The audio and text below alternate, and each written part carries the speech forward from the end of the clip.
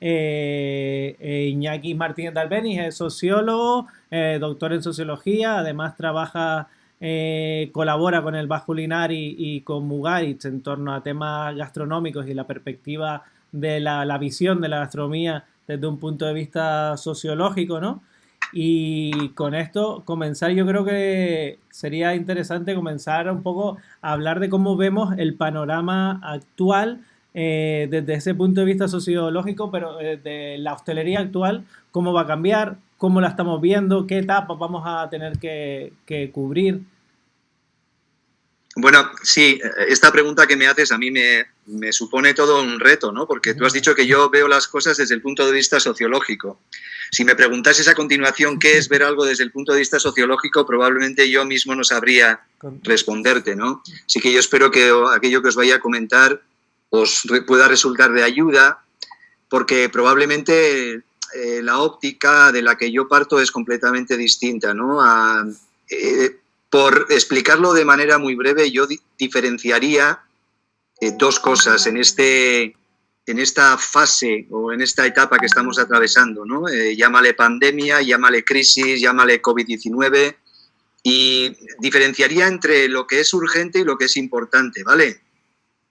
Ahora, yo soy consciente de que hay determinadas cosas que son urgentes. Yeah. En el sector de la hostelería hay que dar respuesta a una serie de retos que podíamos definir como retos logísticos, ¿no? Yo en ese aspecto de muy pocos voy a poder ayudar, ¿no? Porque yo creo que sois vosotras y vosotros los expertos y los que pertenecéis al sector, los que tenéis más conocimiento de causa para saber cuáles son esas medidas que hay que tomar para que la cosa vaya lo mejor posible, para que se puedan reabrir los negocios. Bien, esto sería lo urgente. Y lo urgente ahora es muy importante. Estáis todos asociados. Lo urgente es abrir ahora, ¿no? Para mucha Exacto. gente, comprendo. Básicamente poder sacar algo de dinero para poder alimentar a su familia y poder no morir.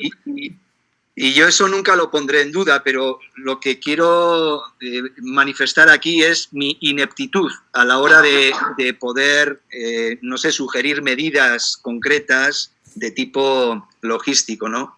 Yo me dedico más bien a lo que ahora es menos urgente, que es lo importante. Lo importante. Y siempre he tenido el deseo de que lo importante sea urgente, pero nunca llega el momento. Entonces, en esa pregunta envenenada que me lanzas, ¿cómo va a ser el futuro después de esto dentro del sector de la gastronomía? Yo creo que estamos desde el punto de vista, insisto, sociológico, los sociólogos nos dedicamos a analizar la vida social y lo que ocurre dentro de un restaurante o dentro de un bar, dentro de cualquier negocio de hostelería, es vida social, ¿vale? Por tanto, yo creo que estamos asistiendo a un momento muy interesante. ¿Por qué? Porque se está hablando, yo cuando estábamos hablando de esta entrevista te dije, ¿no? ¿Qué es esto de la nueva normalidad, ¿no? Sí. Que es un término bastante desconcertante.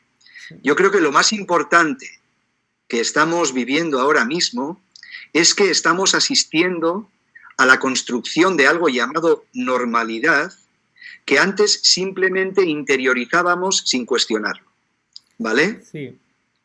No sé si se entiende la idea, porque es una idea para mí crucial, ¿eh? Estamos asistiendo a cómo se construye la normalidad, y esto no ha sucedido anteriormente. Antes asumíamos que las cosas eran normales, lo interiorizábamos sin ponerlo en cuestión y simplemente nos adaptábamos a lo que la normalidad nos imponía. Claro, pero entiendo yo, como lo que estás comentando, no, estos cambios que se están dando y que obligatoriamente van a tener que surgir y van a tener que a lo mejor ir mañana a tomar una cerveza y estar a dos metros de estos cambios y esta interiorización de los mismos nos va a llevar a una nueva realidad social. Al menos un tiempo, hasta que aparezca la vacuna o no, o surjan otras bacterias que nos hagan ser incluso más extremistas en este punto, ¿no? Absolutamente, precisamente por eso os decía, ¿no? Que realmente a lo que vamos a asistir en los días o en las semanas por venir es a algo que podíamos llamar una realidad social que se está fabricando en ese mismo momento, porque nadie tiene la capacidad de prever lo que va a ocurrir. La incertidumbre es altísima, la curiosidad también, los miedos también, la falta de previsión también. Por tanto, por ponerte un ejemplo, tú has dicho tomar una cerveza a 2 metros de la otra persona. Depende de cómo reaccionemos ante una situación así, podemos decir que la distancia de 2 metros, atendiendo a lo que era la distancia en la normalidad anterior, es una faena, pero podemos anticiparnos a lo que va a ocurrir y tomar ventaja de ese tipo de nuevas realidades. Es decir, ser reflexivos respecto de lo que va a ocurrir, intentando anticiparnos e intentando tomar ventaja. Sé que es un poco loco lo que estoy diciendo, pero imaginémonos que tomar una cerveza a 2 metros de la persona con la que la estás tomando es algo bueno, es algo con lo que se puede experimentar, es algo a lo que se le puede sacar partido. En ese sentido, creo que es interesante que nos anticipemos a todas las medidas que inevitablemente se van a tener que tomar en los negocios de hostelería. Ya, pero entiendo por lo que estás hablando, van a confluir yo creo que ahora dos cosas importantes, ¿no? Va a ser por un lado esa sociabilización de por sí, de ese gusto, ese enamoramiento por ir a los bares, del gen del español y del latino y por lo menos en nuestra sociedad, con esa situación de miedo y pánico a la otra persona. O sea, queremos pero no queremos, queremos pero no queremos. Va a ser como, quiero estar contigo, te quiero y te odio a la vez, ¿no? Sería un poco el juego ese. ¿Cómo crees que va la semana que viene, que no te vas a ir a las terrazas? ¿La gente va a salir? ¿No va a salir? No lo podría anticipar. Yo creo que sí, la gente saldrá, porque digamos que la pulsión normal es la de salir. De hecho, cuando se ha dado paso a la gente y la gente tenía la posibilidad de salir después de muchas semanas de encierro, la gente efectivamente ha salido. Pero ha habido mucha gente que ha hecho cosas que nunca había hecho.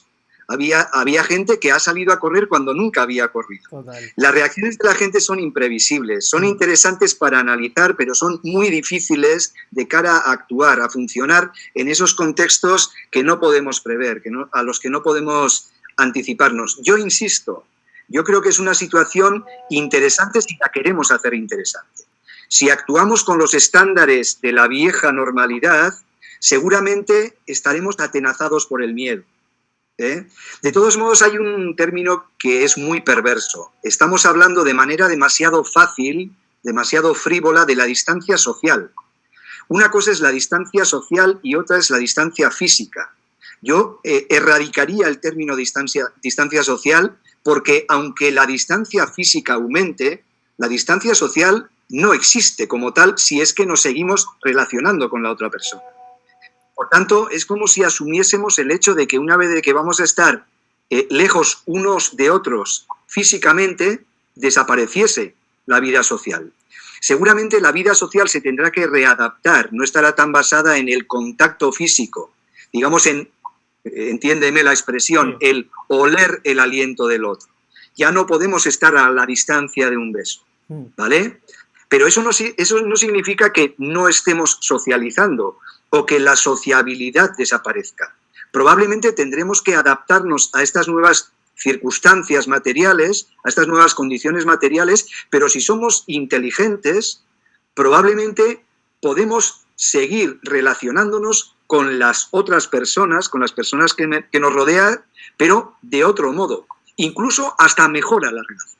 Sí, probablemente, de hecho, hasta yo creo que en el desarrollo de las tecnologías en los últimos años, cada vez más, esa cercanía social o alejamiento social, yo creo, desde mi punto de vista, se ha incrementado, aunque estemos menos cerca. Yo puedo estar ayer estaba hablando con Patricia, que está en Harvard, pero y puedes estar hablando, puedes estar chateando, puedes estar todo el día teniendo conversaciones mientras, aunque no tengas ese contacto físico, y eso ha incrementado. Y yo creo que con el virus, no sé qué opinas, y bueno, yo creo que sí sé lo que opinas porque justamente estás diciendo eso, se va a incrementar ahora aún más todo este distanciamiento físico, pero acercamiento social, de alguna manera.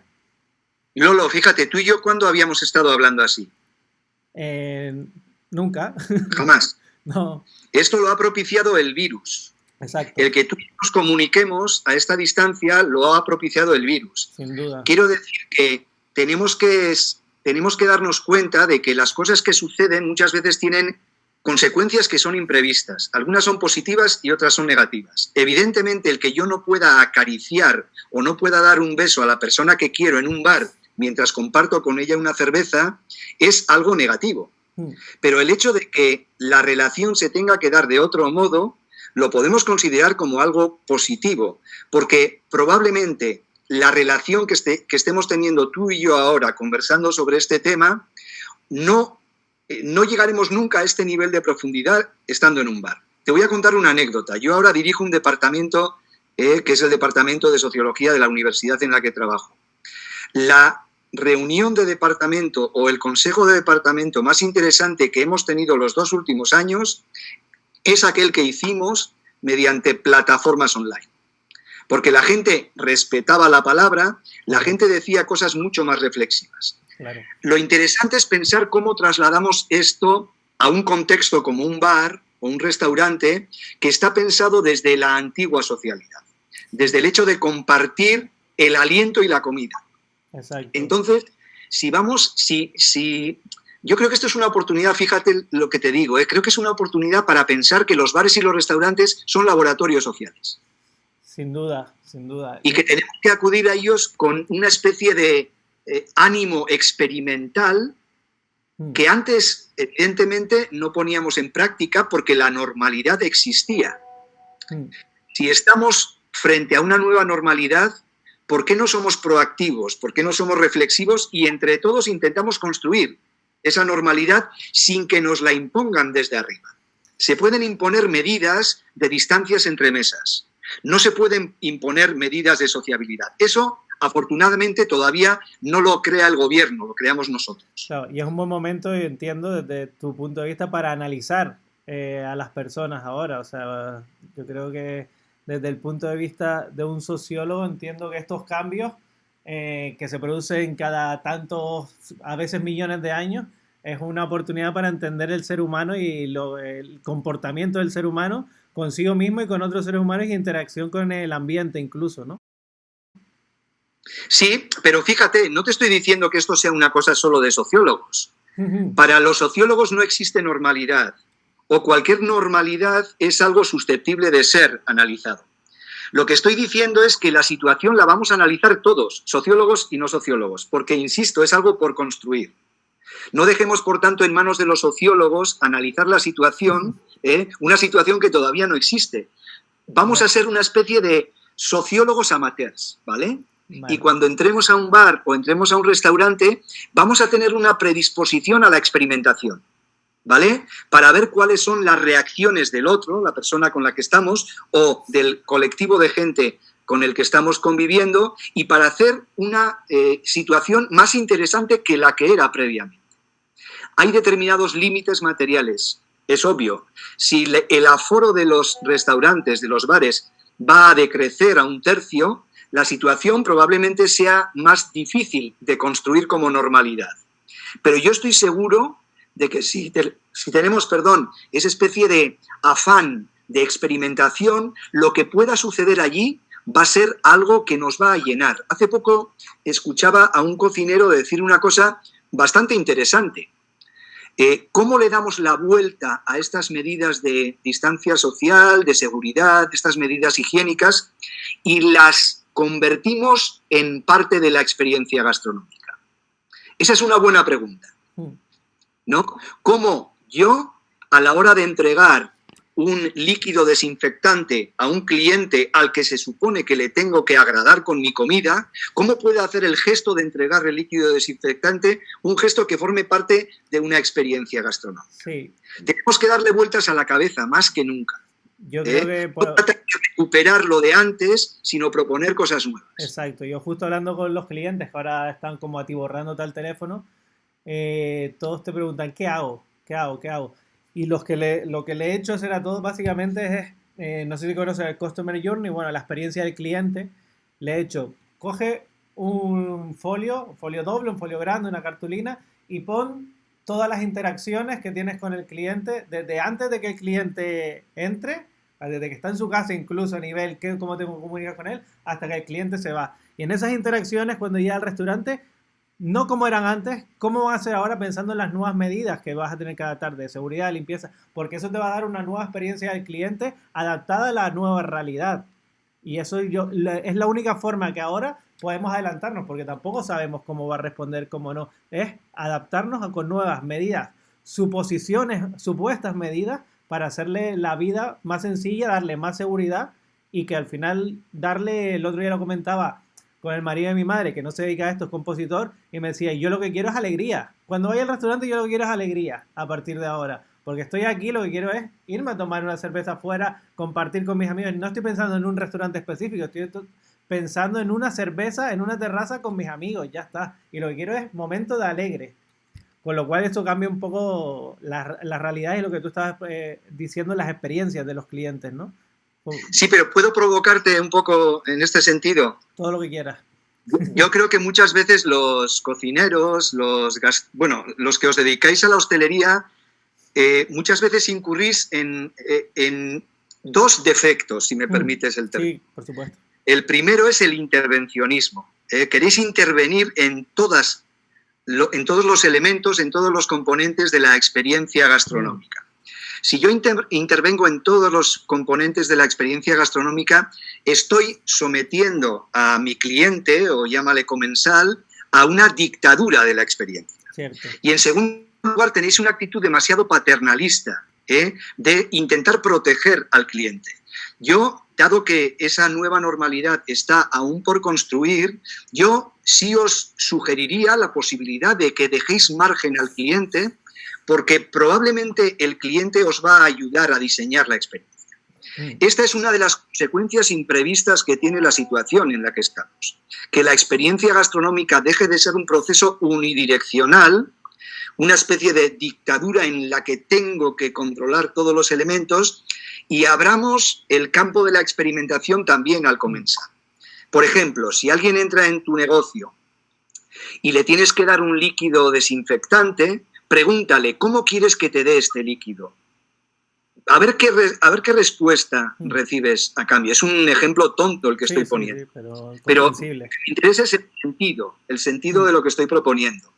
No tratar de repetir la situación anterior en la que el comensal estaba sometido a una especie de batería de estímulos con la que terminaba medio groggy. Es como, yo me imagino, como una oca, ¿no?, a la que le están metiendo por la boca el maíz, ¿no? Pues ese cliente que entra al restaurante y le están sometiendo permanentemente a estímulos, es decir, le están abrumando, le están sujetando, ¿no? Yo sí que, a ver, no quiero que parezca frívolo esto que estoy diciendo, pero sí que aprovecharía esta normalidad por construir para experimentar con esa normalidad y llegar a nuevos acuerdos, a nuevos pactos. Y creo que es una buena oportunidad para que el cliente, el comensal, sea también autónomo a la hora de definir algunos de los elementos de su experiencia, incluso en el supuesto de que vaya a reaccionar mal ante los supuestos estímulos que el cocinero o el propietario del negocio va a ofrecer. Porque llegar a conflictos, llegar al disenso, muchas veces es bueno para mejorar la experiencia. Sí, estoy de acuerdo contigo. Dejar un poco y ver cómo va a actuar, porque también se aprende de las reacciones de los diferentes clientes, que intentamos tratarlos a todos de la misma manera como máquinas, pero al final somos personas y cada una es diferente, y es lo bonito que tenemos, si no seríamos robots, ¿no? Entiendo.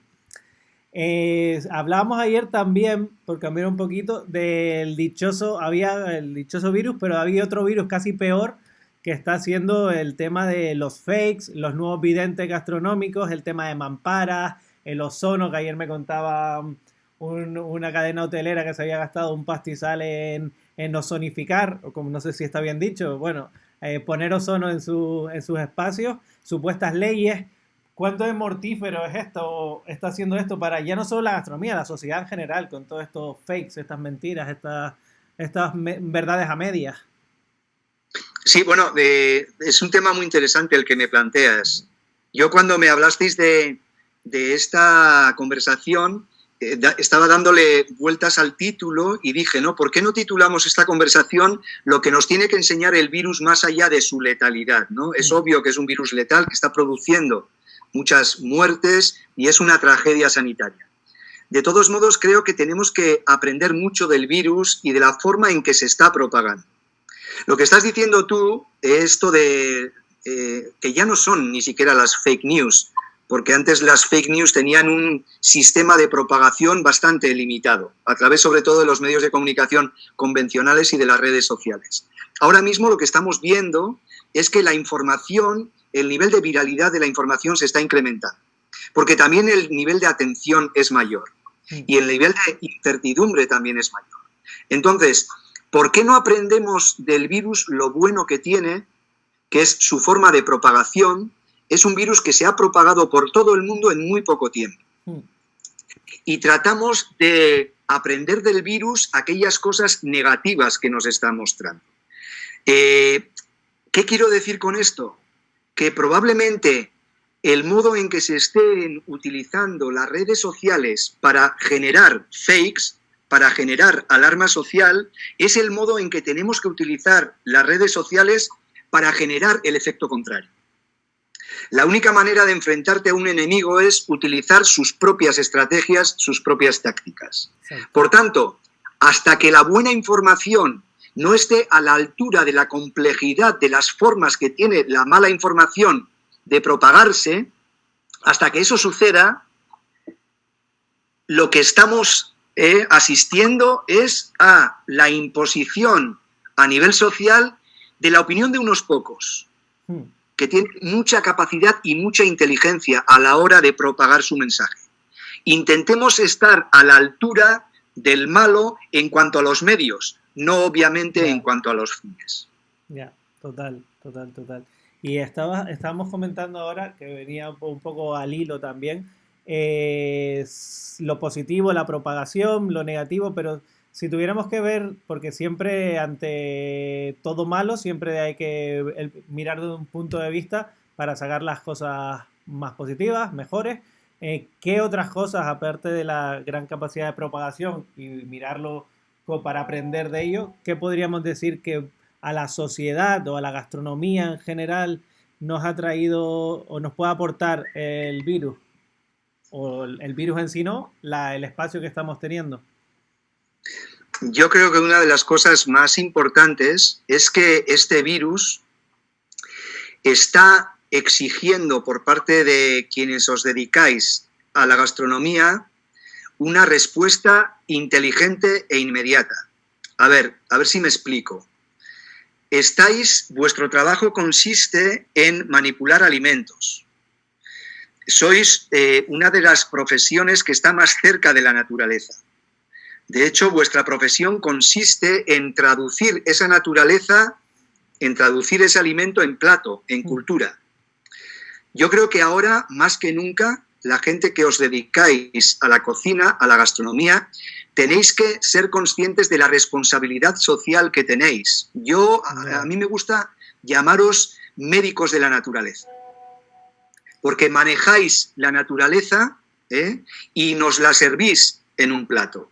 Estáis en el lugar en el que se está produciendo la crisis actual, que es el lugar en el que se ponen en contacto naturaleza y cultura. Y si algo nos está enseñando este virus es que no hemos sido demasiado cuidadosos con la naturaleza. Y que la naturaleza, yo no creo que la naturaleza tenga conciencia, pero se puede decir que la naturaleza ha reaccionado a nuestra falta de cuidado con ella. En este sentido, creo que la gastronomía tiene esa responsabilidad social, el de ir más allá, si me permites la expresión, de las puertas del restaurante, ir más allá de las cuestiones urgentes, que son importantes también, y tratar de ver, a ver si podemos convertir los restaurantes, los bares, las escuelas de hostelería, las facultades de gastronomía, como aquella en la que trabajas tú, en laboratorios de pensamiento. Tratar de pensar críticamente cómo estamos tratando a eso que nos da de comer y a eso que se deja manipular por nosotros, que es básicamente la comida, el alimento. Hay que, hablando de pensar, de cómo pensar, ¿crees que es uno de los factores que más se desarrollan en los momentos de crisis? La creatividad en sí, si podemos llamarla de esa manera, la creatividad desde el punto de vista de resolver problemas, ¿no? Absolutamente. Yo estos días que he estado pensando mucho y he sido incapaz de escribir nada, he estado más observando lo que estaba sucediendo que intentando dar soluciones, porque no me da el cuero para eso. Entre las cosas que he leído, leí una frase que a mí me ha servido de mucho, que es una frase de un filósofo francés que se llama Gilles Deleuze, que dice: resistir es crear. La resistencia en sí misma es una forma de creatividad. Seguramente no es la creatividad que nos estaba exigiendo la situación anterior, donde estábamos demasiado exigidos a crear, donde parecíamos un pollo sin cabeza, donde se habían generado demasiadas expectativas en torno a la creatividad en la gastronomía. Yo muchas veces si les digo a mis alumnos, cosa que no hago, por lo que te voy a decir ahora, si le digo a un alumno mío que sea creativo, estoy impidiendo que lo sea, porque lo estoy sometiendo a esa presión de la creatividad. Tengo que dejarle que lo sea cuando le venga la creatividad. Yo creo que estamos en un buen momento en el que la gente está pensando mucho, está observando mucho, un momento en el que necesitamos muy buenas descripciones de lo que está ocurriendo. Tenemos que inspirarnos en la situación en la que estamos y después ser creativos. Pero la creatividad de este momento es la creatividad de la resistencia. No es esa creatividad productivista, un tanto ingenua, te tengo que decir, de la que se hablaba en gastronomía, donde todo el mundo estaba obligado a ser creativo, sí, razón por la cual nadie lo estaba haciendo. Sin duda, sí. Sí, por el valor también que se está dando actualmente a la creatividad. Parece que todos tenemos que ser creativos, la creatividad es como uno de los valores máximos, sobre todo en gastronomía, y esa necesidad de crear nos impedía, yo creo que, pararnos a ver el punto de vista, que es la primera fase de la creatividad, analizar de una misma cosa de distintos puntos de vista, ¿no? Porque si yo te miro siempre la pantalla y tú estás por detrás de la pantalla, y yo se lo digo a los alumnos siempre, tú siempre vas a ver la parte de atrás de la pantalla. A lo mejor yo estoy viendo porno, pero tú no vas a ver el porno si no te pones en mi posición. Con lo cual, analizar el punto de vista, y creo que ahora nos toca, sí o sí, por cojones a lo mejor, empezar a mirar de otro punto de vista los mismos problemas que a lo mejor teníamos antes, ¿no? Estoy totalmente de acuerdo con lo que estás diciendo. La mirada llamémosle el régimen anterior, el régimen pre-COVID, era una mirada enfocada, demasiado enfocada. La mirada que tenemos que desarrollar ahora en estos momentos es una mirada periférica, que dé importancia a todo lo que está pasando, que no trate de jerarquizar lo que está pasando. Por tanto, insisto, es un momento extremadamente interesante dentro de la gastronomía, porque estamos asistiendo a la redefinición de sus prioridades. Una prioridad es la que te decía antes. Yo creo que los restaurantes tienen que ensanchar un poco la mirada hacia lo que es también, aparte de urgente, importante. La gastronomía tiene que asumir una cosa en la que nosotros insistimos mucho, su condición de movimiento. Llámale movimiento social, llámale como quieras. Otra de las consecuencias es que, para mí, desde luego, afortunadamente, las estrellas después del COVID no brillarán tanto como brillaban antes. Exacto. Y si dejan de brillar las estrellas, empezarán a brillar las constelaciones. Es decir, empezará a brillar el colectivo, la acción colectiva. Por tanto, insisto, para poder ver estas cosas, hay que ejercitar la mirada, la visión periférica. Una visión en 360, como esas experiencias que diseñáis, una mirada 360 de la propia realidad, para que la gastronomía que hagamos sea una gastronomía realmente de 360 grados. Totalmente. Pues por ir terminando, o sea, podríamos estar aquí horas hablando, pero ya se nos va a cumplir un poco el tiempo.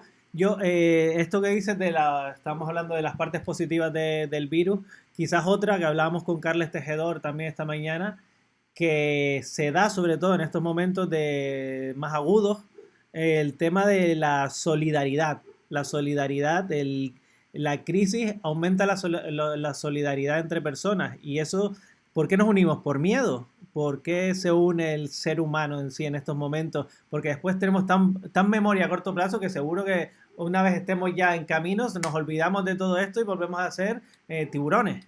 Pero ¿y por qué pasa si nos puede dar una respuesta? Ese es el verdadero cambio, ¿no? También la solidaridad tiene que cambiar seguramente, ¿no? Yo recuerdo una anécdota, ¿no? El año pasado creo que fue, o hace 2 años, no recuerdo muy bien cuándo sucedió. Había gente congregada en un estadio en Francia, en París, en el Estadio Nacional, y de repente escucharon sonidos de unos estallidos, unas bombas, ¿no? Algo estaba ocurriendo fuera y fue propagándose la información de que había sido un atentado. Y fue interesante la reacción del público cuando abandonaba el estadio. Todos empezaron a cantar la Marsellesa. Esa es la reacción que tiene el individuo cuando se siente aislado, cuando se siente, digamos, intimidado por una situación, el unirse. Ahora, tú has dicho solidaridad entre humanos. Yo creo que esa es una cuestión que también tenemos que olvidar. La única solidaridad no es la solidaridad entre humanos. Cierto. Es también la solidaridad con eso que llamamos naturaleza, con los no humanos. Y este es el gran aprendizaje. Sí. Tenemos que amar a los no humanos. Total. Tenemos que amar incluso al COVID-19. Tenemos que amar a las moléculas. Tenemos que amar a la Thermomix. Tenemos que amar a cuestiones que están alrededor nuestro y a las que no les prestamos atención. Yo creo que si algo sale de esta crisis es un cuestionamiento radical de la idea de la humanidad, en el sentido de llegar finalmente a la conclusión de que no somos nosotros y nosotras los únicos protagonistas de la historia. Por tanto, la solidaridad también tiene que estar a la altura de esta exigencia. No es ser únicamente solidario con el otro, con quien necesita que le alimentemos. Tenemos que alimentar el mundo de otro modo. En ese sentido, yo creo que la solidaridad sigue siendo un valor a reivindicar siempre y cuando sea una nueva solidaridad. Sí, quizás un cachetón que nos está dando la misma naturaleza para hacernos reflexionar en estos casos de qué estamos haciendo con el mundo y dejar de ser el centro del mundo para pasar a ser parte del mundo, ¿no? Entiendo. Pero fíjate qué curioso la expresión que has utilizado, ¿no? Lo has dicho como si la naturaleza tuviese una mano y fuese capaz de dar cachetones, ¿no? Eso es. No somos capaces de imaginar la naturaleza más allá del antropomorfismo, ¿no? Y convertimos a la naturaleza como Walt Disney convierte a los animales nuevamente en seres humanos. No. Bueno, llámale cachetón, llámale como quieras. Pero eso que está ahí, que llamamos naturaleza, no da cachetones. Los cachetones solo los damos nosotros, más de lo debido últimamente, pero solo nos damos nosotros. La cuestión es cómo imaginamos eso que llamamos naturaleza sin tener que convertirla en algo que es como nosotros. Toda la razón. Tal cual, tal cual. Pues para terminar, agradecerte mucho la participación, pedirte mil disculpas de nuevo por los fallos tecnológicos a los que hemos tenido que afrontar, pero yo creo que la gente va a estar muy contenta. Pero fíjate, seguramente la conversación habrá sido más interesante porque se han producido esos fallos. Sin duda, sin duda, sin duda. Yo soy siempre de verlo todo. Tenemos que agradecer a las redes que hayan fallado. Sin duda. Yo estoy contigo y todo verlo de manera súper positiva, porque si no, no pasaría lo que está pasando ahora, que es lo interesante además, porque está muy súper interesante. Para terminar, última pregunta, ¿sí? ¿Tomarte una caña en una terraza que es urgente o importante?